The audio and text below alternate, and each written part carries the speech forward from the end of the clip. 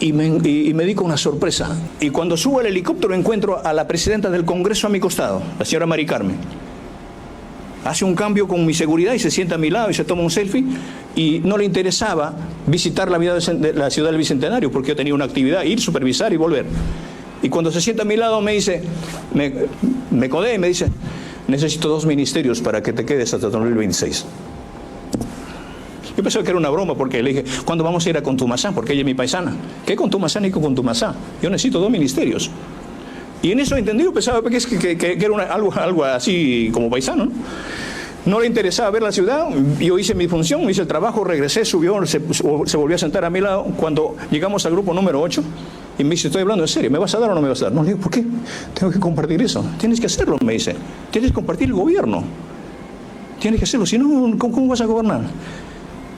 Por eso es que hicieron conmigo y pusieron a una y otra persona para ver, ¿sabes qué? Hacete esto y el resto. Porque yo no me sometí para eso.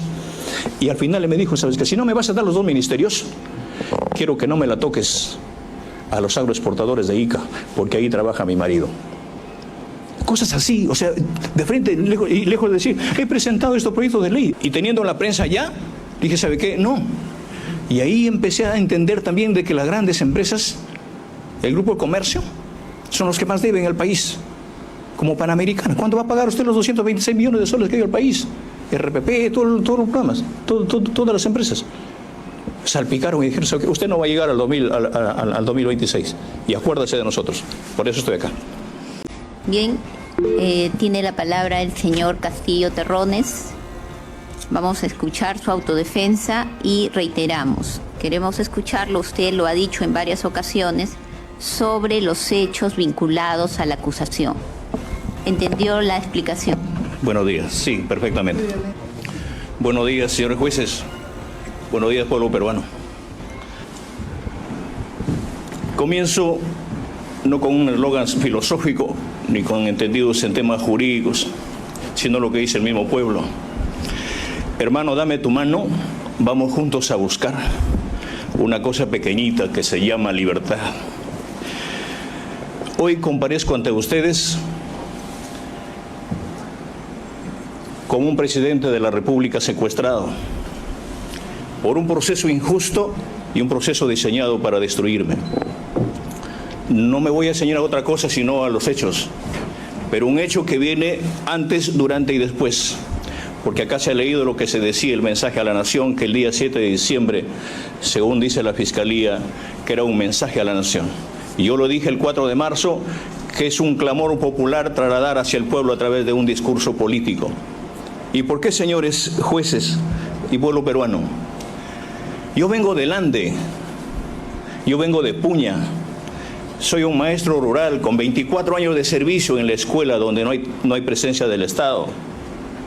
Vengo de una familia totalmente humilde, una familia trabajadora, como lo son miles y millones de compatriotas, donde no tienen una voz y nunca lo han tenido. Vengo de allá del aula, de la escuela de Carvalho, en una escuelita muy lejana en la provincia de Cutervo, al lado del Marañón. Vengo de aquella escuela de Chumar, donde es un potencial productivo. Vengo de Puña, de aquella escuela donde me forjé. Y ahí en las aulas encontré muchos niños, que incluso uno de ellos fue mi sombra siendo presidente de la República. Y ahí en esa aula encontré muchos ejemplos y encontré también muchos maestros preocupados por la situación real del país. ¿Por qué? Porque hemos encontrado a los hijos del pueblo con la misma mochila, la misma ropa. Hemos encontrado en el aula a aquellos niños que solamente se alimentan con un tamal calentado y un camote asado. Y cuando veíamos esa realidad, yo con mi propia experiencia, en una de las oportunidades expliqué ante los maestros y ante los padres de familia cómo podemos hacer para revertir toda esta situación. Y eso está incluido en el discurso que lo di el 17. Y por eso, esos son los antecedentes para llevar a cómo se hizo ese discurso. Yo no entiendo por qué están los señores, ¿qué hacen acá? En la realidad nacional educativa, vi que cuando 20 alumnos se matriculan en la primaria, y apenas 15 alumnos terminan. De los 15 que terminan la primaria, 10 van, o los 15 van a la secundaria. De los 15 que terminan, de los 15 que ingresan, 10 concluyen la secundaria. Y de ellos, solamente 3 o 4 pueden ir a una academia y pueden ingresar a la universidad o a un centro tecnológico o a un centro técnico. Y de los 20, solamente 1 puede tener un título en nombre de la nación y que cuando va a tocar una oportunidad laboral resulta siendo taxista, que cuando profesionalmente es ingeniero, es maestro, es abogado, es un profesional. ¿Y los 19 dónde quedan? Frustrados, abandonan su familia, abandonan su casa y van a Lima, van a Trujillo, van a Arequipa, a las grandes ciudades a formar los grandes cinturones de pobreza, en busca de trabajo, en busca de oportunidades, en busca de una universidad. Y cuando no los hallan, son víctimas de la delincuencia, víctimas de toda cosa. El problema de la delincuencia en el país no es un problema que hay que sacar un patrullero, hay que sacar al ejército, es un problema estructural, es un problema de voluntad política. Los habla un presidente de la República, señores jueces. Y no solamente el problema educativo, el problema de los niños, el problema de los jóvenes. Acompañé a los ronderos, yo vengo de la cuna de las rondas campesinas, de Chota, de Cuyumalca, del centro poblado. Acompañado a mis ronderos, que mis propios padres de familia eran ronderos y he rondado con ellos. He tenido la suerte de quitarme el libro a un lado los viernes en la noche a partir de las 8 de la noche, durante toda la semana, y rondar con mis padres de familia. Usted va, señores magistrados, a Chota, a mi pueblo, dejen su carro, dejen su moto ahí la van a encontrar. No necesitan un policía para que la cuide. Esas son las verdaderas autodefensas que asumimos. Y cuando hemos salido a combatir no solamente la delincuencia, el abigeato, hemos luchado con los padres de familia, defendiendo el agua, defendiendo los páramos, defendiendo los colchones acuíferos, defendiendo el medio ambiente, como en Cajamarca. Y producto de esas luchas, para ser escuchados, hemos tenido que ir al camino, a la carretera, para ser escuchados. Y cuando hemos gritado que se respete la vida, que se respete la educación, que se respete tantas cosas, ¿qué nos han dicho las autoridades? Terruco, comunista, delincuente, ignorante. Estoy acá no porque me juzgan por haber cometido actos delictivos, sino me juzgan por mis orígenes, por mi sombrero. ¿Cuánto me hubiese gustado? Y estoy seguro que ustedes me hubiesen prohibido entrar con mi sombrero el día de hoy. Y quise venir desde el 4 de marzo. Pero eso es parte de mis usos y costumbres, de mi vestimenta. Pero gracias a ellos, señores jueces, hay cosas antagónicas que me han llevado a una lucha desde la calle con los maestros. ¿Sabe por qué? Porque vengo de la región Cajamarca, una región eminentemente minera, que le ha puesto los manteles y le ha parado la olla a este país toda la vida. Vengo de esa región que históricamente, desde la conquista, Atahualpa, para su rescate, no hay otro lugar en el mundo, sino que en Cajamarca, que se haya pagado el precio más caro de la libertad. 2 cuartos de plata y 1 de oro, y nunca tuvo libertad. Y conmigo no descarto esa posibilidad.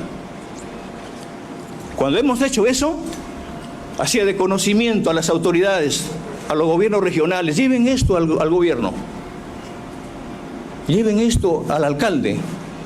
Nosotros hemos construido nuestra escuela haciendo nuestros propios adobes, no hay presencia del Estado. He sido partero en mi escuela. Cuando un padre de familia, un alumno se desmaya en la escuela, ¿dónde la llevas? A una posta donde apenas hay un paracetamol, pero no hay un médico. He tenido que cargar con camilla 3-4 horas al distrito y encuentras lo mismo. ¿Dónde está el Estado? Me culpan de un golpe de Estado tan solo por leer una hoja.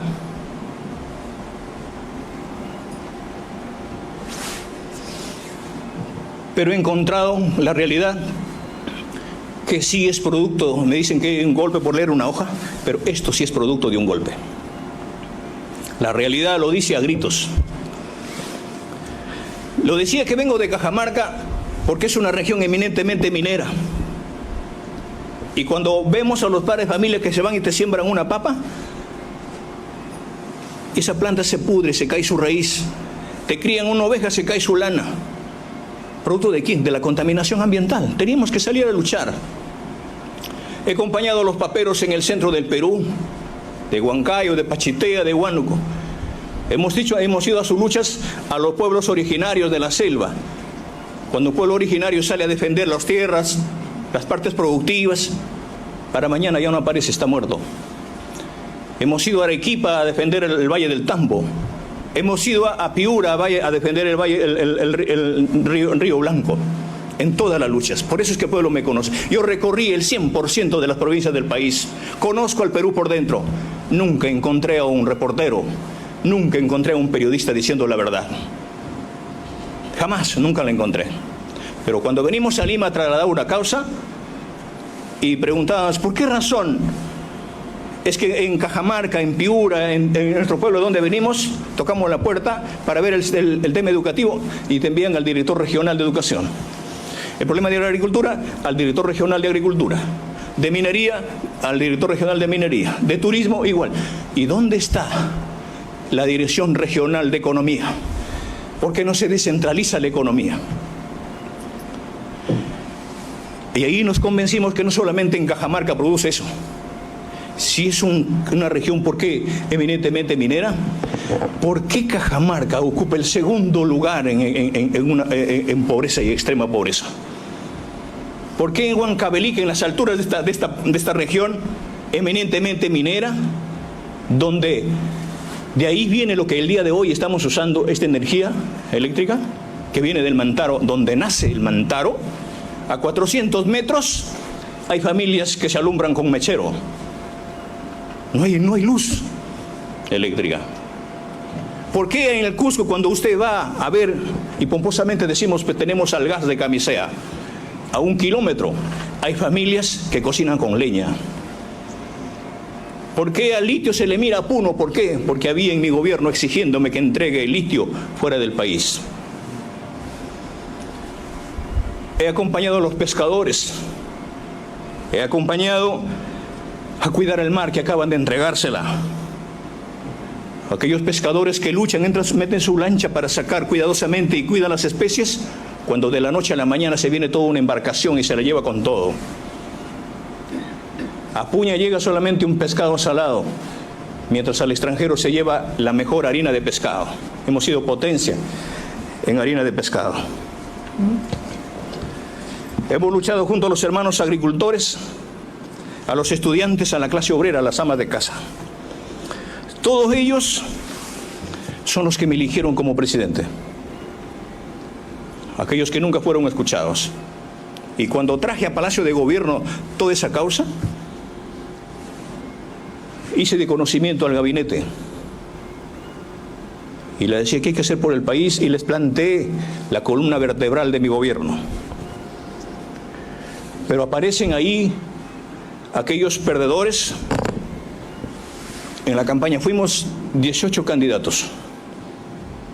Yo inhabido, no existía. Porque estaba con el pueblo, escuchando su causa. ¿Qué hay que hacer con el gobierno? Cuando paso a la segunda vuelta, ahí empieza el golpe. Yo no fui el golpista. Tampoco soy golpista. No soy terrorista. Soy un maestro. Soy un campesino. Nos han quitado todo. Nos han quitado la esperanza. Nos han quitado la educación. Nos han quitado la salud. Lo ha demostrado la pandemia. Nos han quitado los derechos. Pero también nos han quitado el miedo, señores magistrados. Señores magistrados, he sido víctima de difamaciones, de imputaciones, de terruqueos. Me han dicho ignorante, que tengo un nivel bajo. Póngame al piso si quiere, pero soy de abajo. Soy de los miles de millones de compatriotas. Y ahí empezó gracias a aquella guerra de odio, de miedo. Cuando llego a Lima, me doy cuenta que las familias en Lima no pueden tomar un desayuno si no existe un pan. Y usted va a la punta del cerro, ¿cuánto sufre una familia para tener un sol de pan en su mesa? Y cuando pregunto, ¿cuánto está un pan? 3 por un sol, 4 por un sol. Soy agricultor, nadie me va a enseñar cómo se siembra un arroz, un café, cualquier planta. Y la puedo demostrar en la selva, en la costa y en la sierra. Y cuando veo que este pan está caro, llamo a los expertos en agricultura y se propone, recuerdo lo que me dijo mi padre: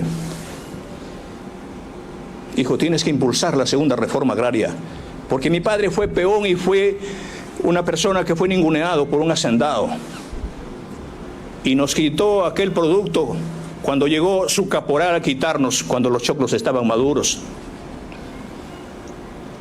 Si bien Juan Velasco Alvarado nos dio la tierra a quien la trabaja, pero le faltó implementar la segunda reforma, la primera reforma agraria. Parte de ello es el sustento del pan en Lima. Y digo, ¿y por qué? ¿Cuál es el problema? ¿Por qué está caro este pan? ¿De dónde viene la harina que usted come un pan todos los días? ¿De dónde viene? Viene del extranjero, se importa. Viene de Rusia, viene de Canadá, de Estados Unidos, de Ucrania. El problema no es que esté caro la harina.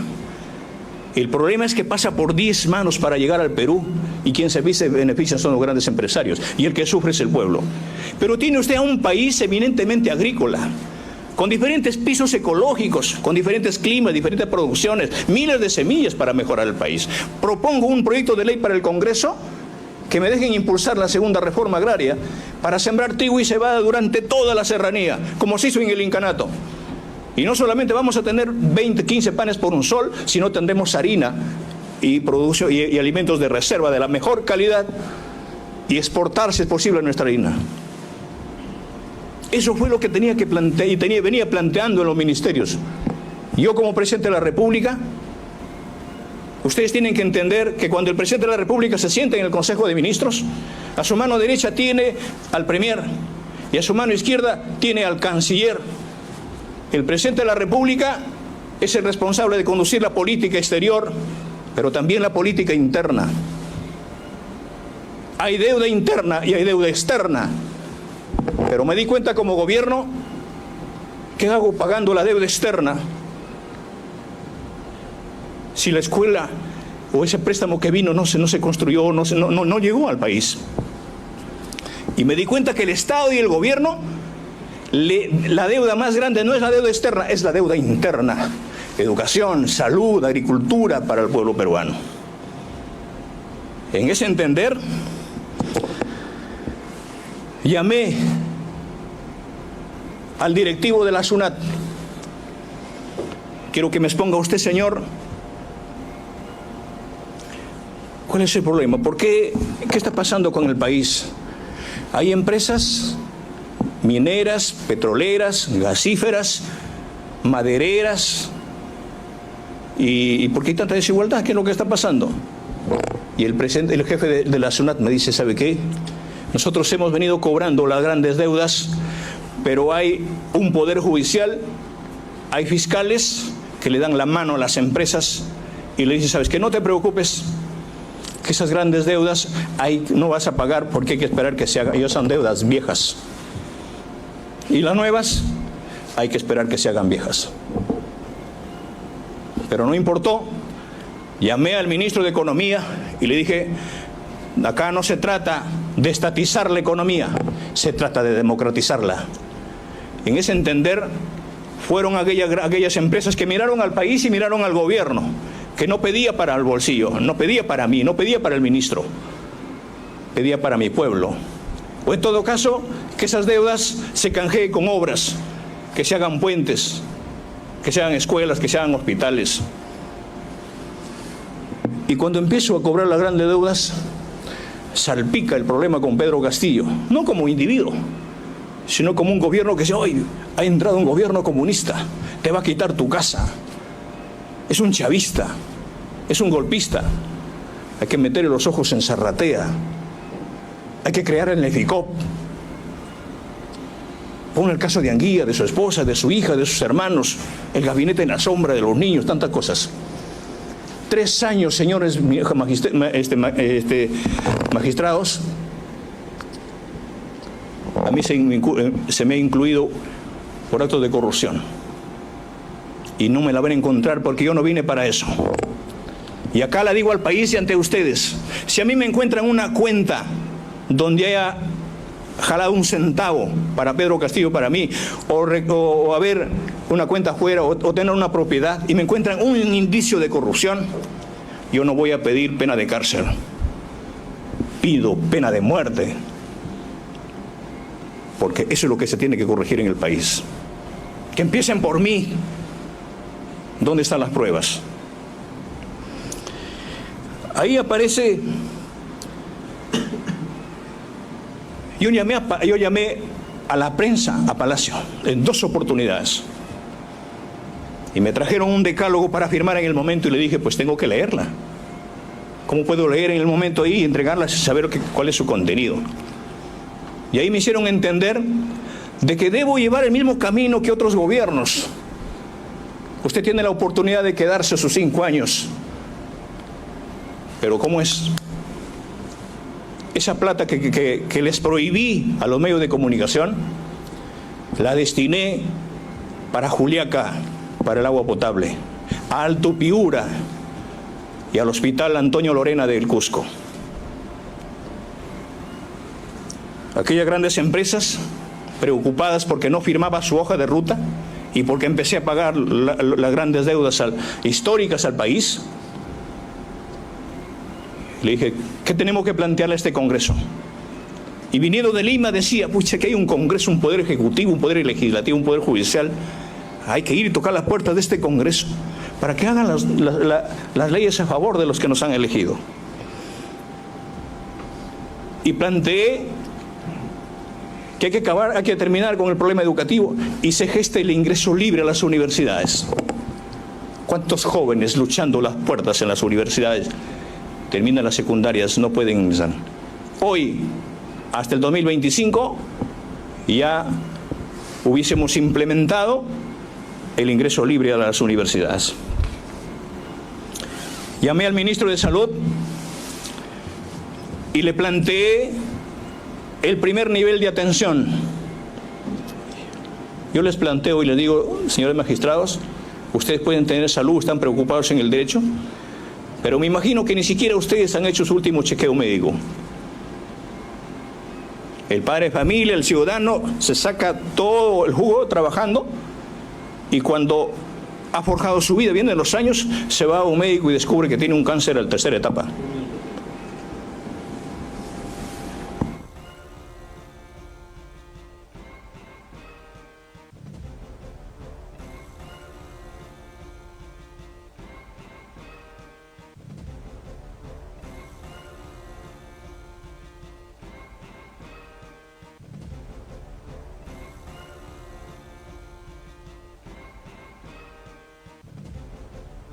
Bien, conforme se indicó y de acuerdo a lo que dispone el artículo 391, le recordamos. Hemos oído sus antecedentes, aspectos generales y son 20 minutos que va. Le pedimos, por favor, que centre su...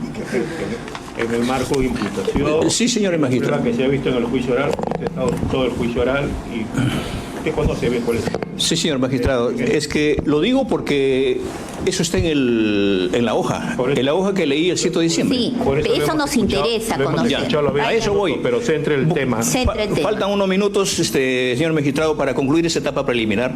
Estoy haciendo una línea de tiempo nada más. Sí, por favor. pero dosifique su tiempo para que pueda utilizarlo adecuadamente. Ya ha pasado 20 minutos. Concluyo entonces. Espero que me dé los mismos tiempos del mismo Ministerio Público. Yo tengo 3... Podemos escucharlo, pero nos interesa conocer los temas de la acusación. Concluye entonces esta parte donde descubro de que justamente en esta Constitución, en el artículo 62, protege a las grandes empresas. Y debatimos en el Ministerio, en el gabinete. ¿Y por qué tiene que pasar eso donde se llevan la grande riqueza en el país? ¿A dónde se la lleva? ¿Por qué no se queda con nosotros? Y cuando se habla del BRAE, 40 años militarizado, me di cuenta que el problema de la droga, el problema de eso no está en el BRAE, está en el Callao, está en el puerto. Ahí gesto y hago de manifiesto al país cuando llevo a los ministros a un consejo de ministros descentralizado. Ahí recibo el clamor de muchos compañeros de muchas organizaciones, del pueblo organizado. Entonces ahí convencido de que de todas las utilidades que llevan las grandes empresas hacia afuera, de cada 10 soles que nos explotan, porque hemos pasado la era del guano, del salitre, del caucho, de la plata, del oro. Hoy estamos en la época del litio. Y se van a seguir explotando. Pero de cada 10 soles de utilidad, 7 soles se llevan los grandes empresarios y 3 soles se queda para nosotros. Yo planteé revertir eso. Eso se los asustó. Pero no para quitarlo, sino para sentarnos y conversar y ponernos de acuerdo por el país. Y cuando planteo eso, que 7 soles se quede para nosotros y 3 soles se la llevan porque hay años explotando, ¿para qué? Para declarar en emergencia la educación, para pagar las múltiples deudas, para declarar en emergencia la salud y la agricultura. Es decir, mi gobierno quería garantizar a un hombre educado, un hombre sano y un hombre profesional. Eso fue lo que salpicó, lo que rebasó el vaso. Y teniendo en la prensa ya, dije, ¿sabe qué? No. Y ahí empecé a entender también de que las grandes empresas, el grupo de comercio, son los que más deben al país. Como Panamericana. ¿Cuándo va a pagar usted los 226 millones de soles que dio al país? RPP, todos los programas, todas las empresas. Salpicaron y dijeron, ¿sabe qué? Usted no va a llegar al 2026. Y acuérdese de nosotros. Por eso estoy acá. Producto de eso, cuando digo que hay que demostrar, invertir eso, ¿para qué? Porque creíamos que en el Perú ningún trabajador con título a nombre de la nación que le dé el Estado debe estar en la calle. Joven que termina su universidad con título, a trabajar, garantizarla. Concluye en un minuto, doctor, y paso a la parte central. Pagar la deuda externa, que no debe haber ningún empleado contratado en el país. Y el problema del transporte, oye, elimínese la ATO, elimínese la SUTRAN, porque son temas que se han hecho todas estas cosas. Pero eso, 64 proyectos de ley al Congreso de la República y no se implementó. ¿Y en dónde empiezo a escuchar este tema ya? Cuando asumí el gobierno, señores magistrados, ustedes deben recordar, yo asumí el 28 de julio del año 2021. Al día siguiente se produjo un sismo en Piura. Abandoné la parada militar y fui a atender a esa población y pedí el avión presidencial y me dijeron, ¿sabe qué, señor presidente? El avión presidencial está fuera del país hace 3 meses en mantenimiento. Volví a pedir el avión presidencial para ir al BRAE y me dijeron, ¿sabe qué? A fines de septiembre está llegando. Cuando tenía que ir otra vez a supervisar el problema de Piura, volví a preguntarme, dije, en noviembre llega. Y cuando fui a Ayacucho a hacer mi informe de los 100 primeros días, ofrecí y dije al país, voy a vender el avión presidencial. Cuando regresé, me dijeron, me recibió uno de la FAP. ¿Qué tal? ¿Cómo está? Preocupado, presidente, por su anuncio. ¿Y qué ha pasado? ¿Usted va a vender el avión presidencial? Sí, ¿por qué? Porque no me es útil. ¿Sabe qué, señor presidente?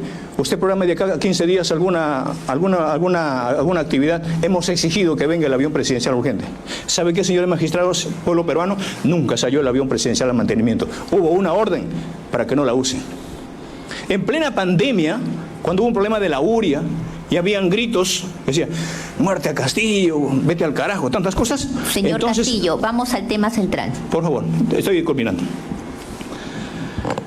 Y dispuse de que el guano de la isla se vaya a los agricultores, porque es un problema de emergencia. Y eso está en lo que se ha leído, por favor.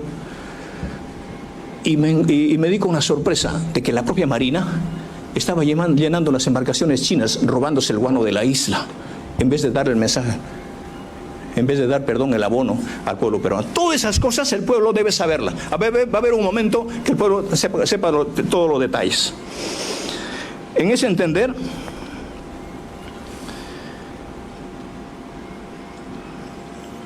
me doy cuenta que no tenemos un aeropuerto del Estado. Una pista, 1 metro de pista, no corresponde al Estado, no corresponde al país. Está concesionada. Por eso los peajes. Y los peajes no deben existir. El 100% de los peajes en el país debe desaparecer. Estimados magistrados, ¿y cómo se tiene que cambiar esos contratos ley?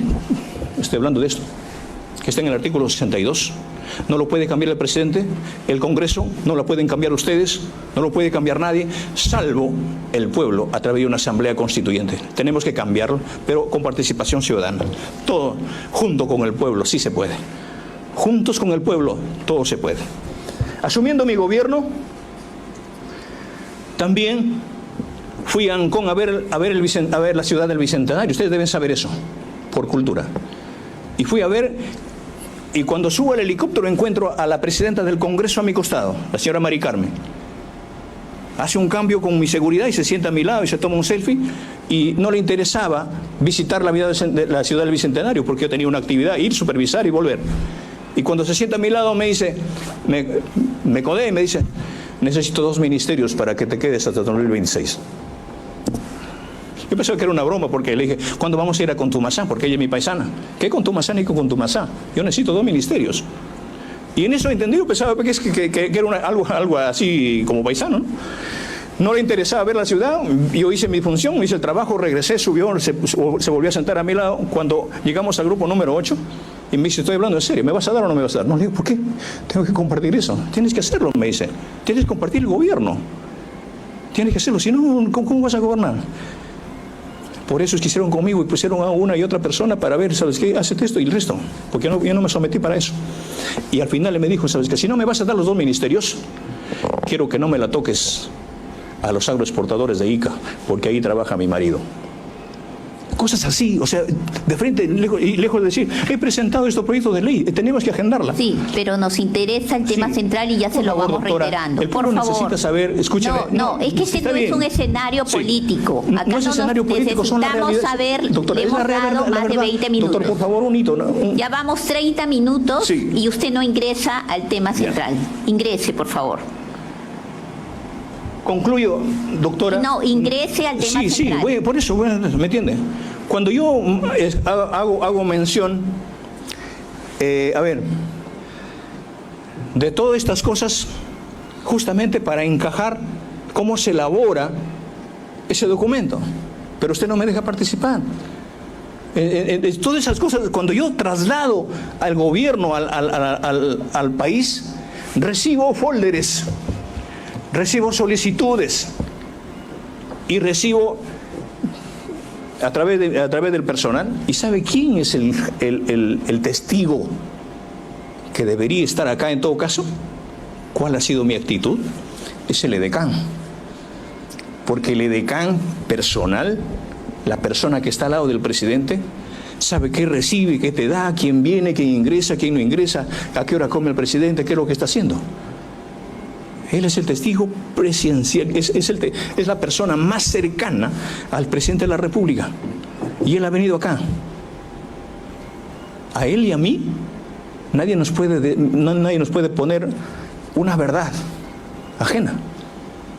Porque con estos señores que están acá, si bien es cierto nos hemos reunido con el doctor Aníbal, la doctora Betsy, fue porque yo ya llegaba a una tercera vacancia presidencial. Yo recibí al pueblo en Palacio de Gobierno. Yo no me reuní a puerta cerrada con empresarios, con la prensa, nada. Yo abrí las puertas de Palacio. Ingresaban todo el personal, todo el pueblo peruano. Y ahí me encontraba, señor presidente Castillo, algo de salud, algo de agricultura, cómo reconstruir, cómo atender las necesidades. No me va a creer, señores magistrados, habrá habido un promedio de 4 o 5 quintales de solicitudes en el despacho presidencial. Y ahí y revisaba así, y ahí encontraba algunas sugerencias. ¿Me entiende? Yo tenía un aproximado de 16 a 17 mensajes a la nación o discursos al país, elaborados con su CD, con su CV, y todos los he revisado.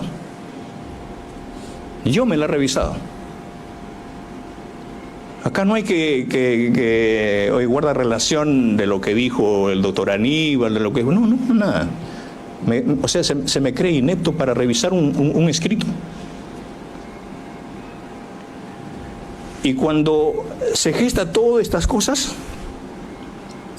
el 6 de diciembre yo llamo al señor Mendieta para que llame a algunos ministros que tenía y mis abogados. Estaba el doctor Pepe Manchego, el doctor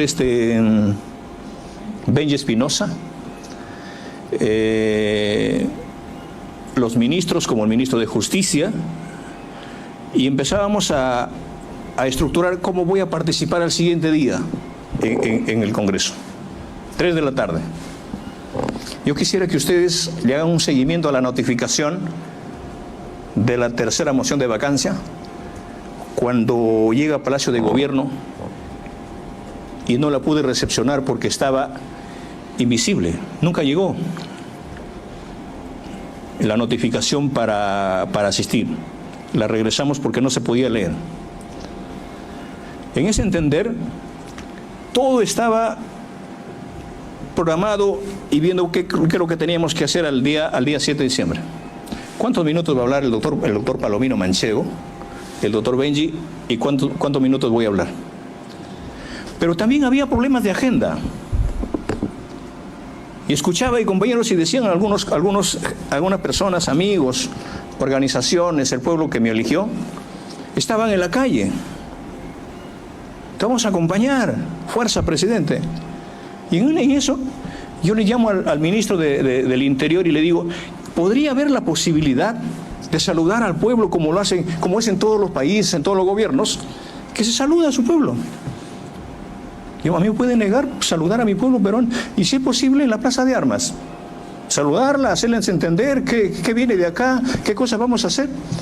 Es que por eso después del 7 de diciembre yo llamo, y ahí están las llamadas perdidas, con la doctora Betsy Chávez y con el doctor Willy Huertas, para decirle que no se preocupen, que todo lo hice yo, que ellos no tendrían por qué preocuparse, que ellos no han cometido ningún delito. Pero entiendo por el momento, y nunca me contestaron la llamada. El 6 de diciembre, cuando estábamos con el doctor Aníbal, con la doctora Betsy, ellos tenían el contacto con alguna de las bancadas. Decía, sí, este va a votar, esto no va a votar, esto está viendo, están evaluando, está juntándose tal bancada, están viendo lo otro. Pasaban pues horas porque habían congresistas por diferentes lugares y las bancadas no se juntaban, no se reunían para tomar una decisión, porque nosotros queríamos tomar una lectura correcta. En la mañana, cuando se dice que me alcanzó a través del edecán un sobre, se han hecho acá una serie de conjeturas concernientes a ese sobre, el mensaje. Claro que me alcanza el doctor Mendieta el mensaje y pone en mi mesa, pero no es el discurso que se dio lectura, sino es la última versión para tener que ir a explicar y exponer a las 3 de la tarde en el Congreso. Pero a las 4 de la mañana, y yo recibo un WhatsApp donde el Congreso tenía ya un tema zanjado conmigo. Y yo no los decía a los ministros, a nadie. Yo llamo a los ministros a través del mensaje de WhatsApp del Bicentenario para ir afinando temas para irnos al Congreso de la República. Y en eso yo tengo una lectura, a mí nadie me dijo, hace esto, hace lo otro. Entonces ya tengo una lectura, estoy convencido de que no tenían los votos. Bueno, no tenían los votos, pero ya sabe qué, yo voy a dar una locución, un discurso político. Y ahí cuando llega la doctora Betsy, ella no sabía, necesito la prensa sí o sí. Ella no porque había coordinado, sino que porque era una orden que tenía que cumplir y le había dado un plazo si es posible. Y se ha ido a traer la prensa, no importa, pero el resto ya estaban coordinando, estaban viendo en la prensa, y le digo, ¿qué es lo que está pasando? Mi banda, ¿por qué demora tanto? Voy a leer esto. Y empiezo a leer. Y leo ahí con la finalidad de que haga eco lo que recorría el país, de lo que tenía que hacer por el país y qué es lo que está haciendo la parte del trabajo obstruccionista por parte del Congreso. Y en la tarde tenía que ir al Congreso. Cuando veo eso, después de la lectura, veo que un ministro renuncia el otro. Empieza y el doctor Aníbal estaba sentado en la sala de embajadores. Voy y le digo, doctor, vienen por mi familia. Porque a mi esposa, a mis hijos, a mi familia, ya había un tema de una guerra sin cuartel, haciendo entender de que ellos estaban involucrados en actos de corrupción. Voy a dejar a mi familia a la Embajada de México. Nunca pedí asilo. Y cuando tenía que cautelar, ¿quién no puede cautelar y defender a su familia? Mi familia vivía un tema de hostigamiento permanentemente, todos los días, 24 horas del día en el palacio. Se allanó Palacio como en ningún otro gobierno. Mi madre salía de una operación y mi madre la llevaban a la casa en San Juan del Lurigancho, saliendo de la operación problema de vesícula, y llegaron esa misma noche y alzaron el colchón y el catre y la botaron a mi madre al piso y alzando y buscando ¿dónde están las cajas de dinero? Eso es lo que se ha hecho. La que más se ha llevado este problema es mi madre. Cuando se dan esas cosas, yo voy con mi propia escolta. Voy en el cofre presidencial. ¿Usted cree que una fuga se puede hacer con su propia escolta, con la policía? Y en eso, ahí sí sentí el golpe. Con metralleta en mano apuntando a mi hija, a mi hijita, que es mi talón de Aquiles. Un abrazo, Alondrita. Apuntan y mi hija estalla en llanto. Papá, te van a matar. Me dice. Tranquilo, hijita. No, lloraba desesperadamente. Y para cubrir a mi hija, tenía que dar la cara, tenía que salir.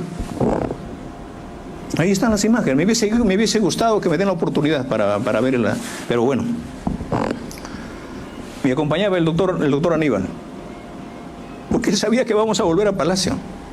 Todas mis cosas estaban en Palacio. Y tenía que dar la cara. ¿Por qué me tengo que fugar? Ahí soy arrestado. Y cuando soy arrestado, yo digo, ¿qué es lo que está pasando? Y me arrestan siendo presidente de la República, señores magistrados. Y estando en la prefectura, 10 minutos después, se produce una vacancia express. Yo quisiera preguntarles a ustedes, ¿desde cuándo cambió el tema de la aritmética? En el Perú, 101 es igual a 104, entonces no tuvieron la votación calificada. ¿A dónde correspondía llevar a un presidente de la República? Primero me detienen, luego hacen una vacancia y no tuve derecho a defenderme. Tampoco tuve derecho al antejuicio. Pero con la señora Dina sí se cuidaron. Hay que tener más de los 104 votos. Producto de ello, estoy acá.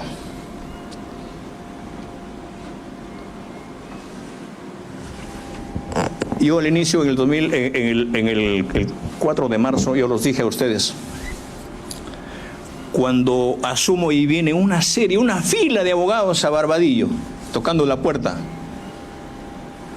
Presidente, presidente, usted tiene derecho a la defensa, una acción de amparo, un habeas corpus, esta demanda, acá, allá, todo. Y todo era negado. Y usted, señora magistrada, al margen de cosas, yo no tengo un problema personal, nada con usted, yo le conocí en este proceso. Usted ratificó que yo tenía responsabilidad, que tenía armas en el Palacio y hay 13 resoluciones de las que me tienen preso acá. Y hoy nos hemos dado cuenta que no existe el delito de rebelión. Y ahí la prensa dice, no, tiene 20 abogados, 40 abogados, tiene tantos abogados. Sí, pues, al pueblo la defiende el pueblo. Yo no pagué un centavo por aquellos abogados, pero sí algunos abogados que vienen del interior del país, mi familia preocupada para cubrir algunos gastos de pasaje, algunas copias. Mi familia se ha visto obligada en hacer algunas actividades. Yo los agradezco a ellos. Y cuando presento todas estas demandas, veo que no es un tema legal, no es un tema jurídico. Es un tema político. Ustedes me escucharon el 4 de marzo. Y cuando veo que en todo este recorrido, por más abogado que tenía que traer a esta sala, me di cuenta de que ustedes ya tenían una consigna. ¿De qué me sirve traer a un abogado entonces o gastar o pedir el servicio de un abogado si todo está cantado?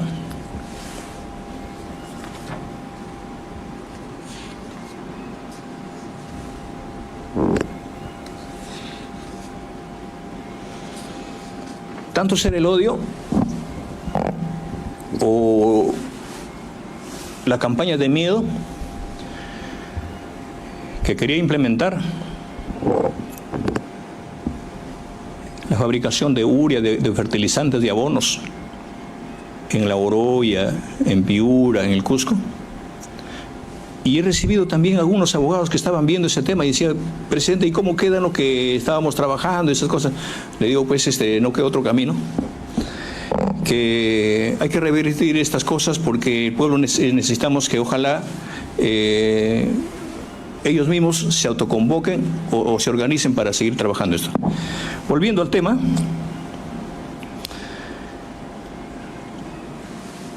cuando ya me trasladan o soy detenido en la prefectura y me trasladan en la noche como un delincuente a Barbadillo y veo de que los congresistas, el Congreso pues aplaudía, ¿no? Bien. Y ahora asume la responsabilidad una persona que, bueno, el pueblo la conoce y producto de ello a mí se me imputa de una segunda o tercera, bueno, valga la redundancia, imputación por el tema de abuso de autoridad y grave perturbación a la tranquilidad pública. Si ya estoy detenido, ¿cómo voy a perturbar la tranquilidad de la población? ¿En dónde está el abuso de autoridad si la misma autoridad se me quitan antes de las 2 de la tarde del mismo 7 de diciembre? ¿En dónde están los afectados? ¿Dónde están los damnificados? Señores magistrados,